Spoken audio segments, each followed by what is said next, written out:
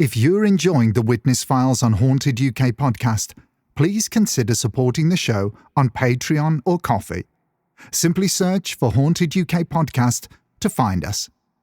And if you have a witness file of your own, we'd love to hear from you. Send your story to contact us at hauntedukpodcast.com.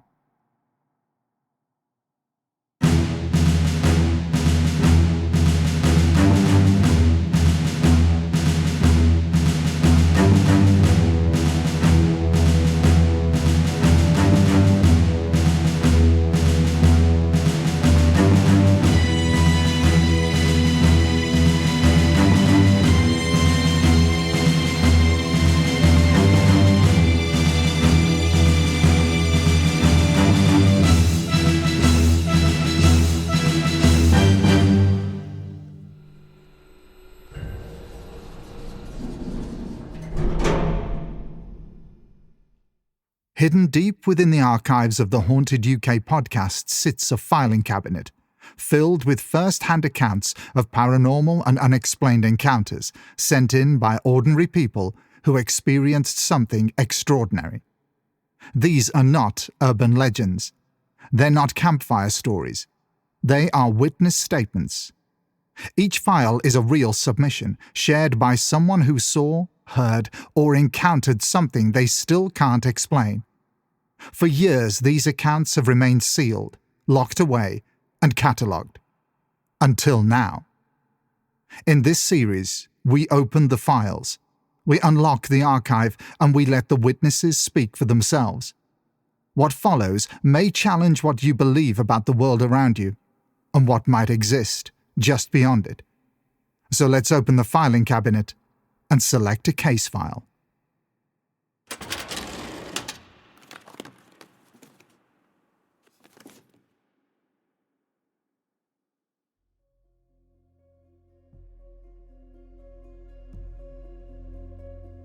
According to the stone tape theory, certain buildings have the capacity to absorb the energy which surrounds and inhabits them.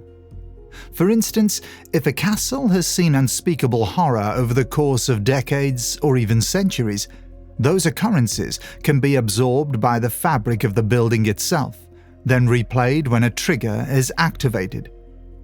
This trigger can be many things, such as a person who is sensitive to the paranormal and supernatural. This person may not even be aware that they have this gift, and will become shocked, scared, or even disturbed when the building replays a part of its history. I suppose you could call encounters such as these the standard type of haunting or ghost sighting. But there are buildings such as castles, stately homes, hospitals, and even the homes that you and I live in that don't quite fit the mold of the standard type of haunting. These places harbor paranormal elements which are truly evil, which want to torment and cause misery, and in some cases, actual physical harm. But the effects of these types of paranormal infestations can cause much more than physical damage. This case tells of the horrific experiences suffered by Emma and her family over the course of 6 months in a house in Tunisia. A house that seemed to hold the spirits and energies of many disturbed souls. Souls which decided to subject the family to a torrid and frightening period of time. These events truly and deeply scared Emma to the point where she suffered from a number of mental health issues. Thankfully, Emma and her family made it through these terrible experiences, but even to this day, Emma is still deeply affected and will never forget them. This is the Witness Files Case 01, Behind the Black Windows. What happened had a lasting impact on me, and even as I'm beginning to write this, I'm feeling a deep chill and an all too familiar hollow, nervous feeling that is creeping up on me. So before it consumes me, let's get started. I'm 51 years old, and my husband and I have been married for 30 years. We have 2 children, Sam, 23, and Caris, 20. We now live in Battle, East Sussex, but prior to this, we spent 15 years living and working overseas as development workers. The last place we lived in was Tunisia, North Africa, and we were there with our children between 2002 and 2010. For 5 years of that period, we lived in a town called Gabes, located in the south of the country. We then moved to the capital, Tunis, where we stayed for the remaining years. When people think of Tunisia, they may think of the tourist areas and their sunny beaches and hotels, but this wasn't the Tunisia we lived and worked in. We were very much living alongside Tunisians, and our children went to the local Arabic-speaking schools. We immersed ourselves in the local community and culture. It was whilst we lived in Tunis that we decided to move to a different part of the city. This move marked the beginning of one of the most terrifying and awful years I have ever experienced.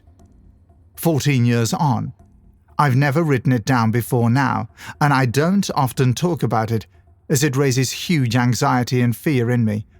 But every detail is seared into my memory, including the visceral fear. We decided to move because we wanted somewhere with a little more room and a bigger outside space for the children, who at the time were 3 and 6 years old. We looked at various places, then heard mention of a particular property situated on a large plot of land that was available for rent. We called the landlord and arranged to meet him at the property, and it's here that it began. The landlord arrived and met us by the metal gates at the front of the property.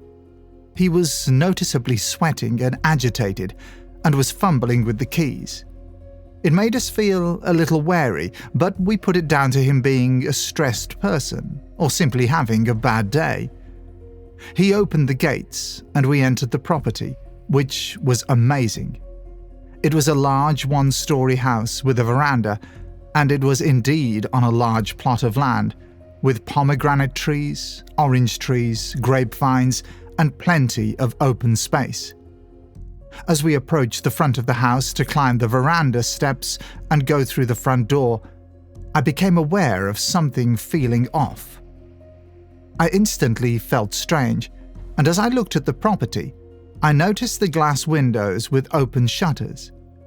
The strange thing was that I couldn't see through the windows at all. It was as though the house was pitch black inside. There were no lights on in the property as it was the middle of the day. And as usual, there was blazing hot sun, so it wouldn't have been light inside, but I had never before seen such black. No reflection, no shadowing, nothing. Simply a black void. I dismissed this as a trick of the light, and we went in. The house was beautiful, with spacious rooms, but I felt on edge. I put this down to the behavior displayed by the man showing us around. He seemed very uncomfortable, twitchy, and was rushing from room to room. We eventually came back outside, and he asked us if we wanted to proceed. I knew my gut was saying no, that there was something not right about that property, but once again, I ignored this strong intuition and instinct and said yes. It's fair to say at this point that it's not unusual for me to get feelings and senses like these about various things. I've always been sensitive to atmospheres, and my family knows this. My husband, Glyn, on the other hand, is the opposite. He doesn't tend to sense anything, much to my annoyance. But getting back to the story and back to the house. We were getting ready for bed, and I was aware that I felt troubled and uneasy about the house, but rationalized that I was being stupid and overly sensitive. Glyn hadn't mentioned anything, so I was surprised when he turned to me and asked, "Emma, are you sure you want to move into that house?" I wish at that moment that I'd said no, but I found myself convincing him that it was big and lovely and everything would be fine. We now both felt that something wasn't right. but I so stupidly continued to ignore it. The day came when we moved in, and it was busy as could be expected when you move house. For the first day or so, all our time was taken up unpacking boxes and setting things up. The first thing I realized was that there were places in the house where I would jump out of my skin for no apparent reason and rush to go through as quickly as possible. I found that I couldn't put up any mirrors, because if I did, I felt a horrible dark feeling that I was going to see something in one of them, so my instinct warned me not to do it. I love mirrors, and normally have very large ones all over the place, but this house, it was different. From the third night on, as soon as I closed my eyes, I would immediately feel startled, like there was something right in my face. I would turn the light on, but of course, there was nothing there. This happened again and again and again over the following nights. Annoyingly and typically, Glyn was oblivious. The house had a long hallway that always felt particularly suffocating to me, as did the lounge and the front entrance area. It felt like there was a heavy, closed atmosphere. A few days later, after Glyn had taken Sam to school, leaving me home alone with Karis, I was in the kitchen washing up and looking out the window at the garden while Karis was in her bedroom. I was suddenly terrifyingly aware that there was an overbearing presence directly behind me. I could feel its weight pressing into me. I screamed, spun around, and nearly died on the spot as I was confronted by an overly large human black figure. I tore out of that house, screaming down the veranda steps onto the front lawn area, shaking from head to foot. The windows were again jet black, and I didn't want to go back in, but I steeled myself and I ran back inside because Karis was still in her bedroom. I was shaking and crying as I entered, and the thing that hit me first was the pitch blackness of the hall and how utterly freezing cold it was. This is Tunisia, in the full raging heat of summer, and I could see my breath in that hall, as if it was a frosty British morning. It was petrifying. I shakily called Karis, took her into the garden, and told her to play by the front door with some toys whilst I sorted something out in the house. I knew I had to go back in, because we couldn't stay outside in the full sun. So I once again mustered up my courage and went into the hall. I got down on my knees and started to pray. Everything I could think of about peace and blessing went into that prayer, and although it took a while, I felt the coldness and darkness lift. Glyn got home later with Sam, and I told him I needed to tell him something when the kids had gone to bed.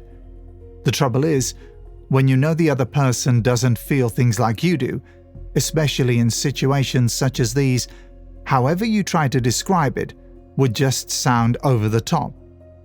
I was incredibly upset, but I knew I had to tell him. As we got into bed, I said, "There's something wrong with this house. There's something here." Glyn said he wasn't aware of anything, and if there was something, then he'd have to experience it for himself. At that exact moment, with the most perfect coincidental timing, all the bedroom lights started violently pulsing. This was horrific, but of course, it could be chalked up to faulty wiring and coincidence. Needless to say, I once again didn't sleep very well that night. A couple of evenings later, we'd invited a couple to come over for the evening. We sat outside on the veranda as it was cooler outside once the sun had gone down. Where I sat, I was looking across to where the steps came up to the front door, and behind this was the lounge window. By this time, I'd taken to keeping all the lights on, as I couldn't cope with the black void behind those windows. As our friends chatted, I was desperately trying not to notice what was happening on the steps and in the lounge. I could see dark figures moving in the lounge, and dark figures on the veranda steps. I felt sick and ill, but was trying to be normal and not look or sound like a complete basket case. Things like this can really make you feel like you're going mad.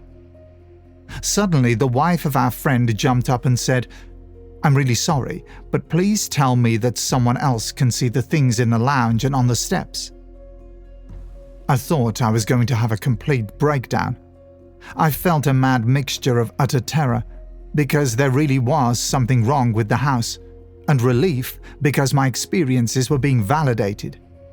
I'd said nothing to anyone about what I was seeing, so our friends had no idea what had been going on. Within seconds of this happening, our son Sam came running out of the house, crying and yelling that there was something in his room and that he felt like he was covered in snakes. You can imagine how absolutely frightening this was for all of us. That night, I didn't sleep a wink. Despite having a meeting the next day, which was a 5-hour drive away, I cried for the whole of that journey, feeling utterly exhausted, spent, and completely drained from all the nervous energy of the past weeks and months. I dreaded going back to that house, but knew we had to do something.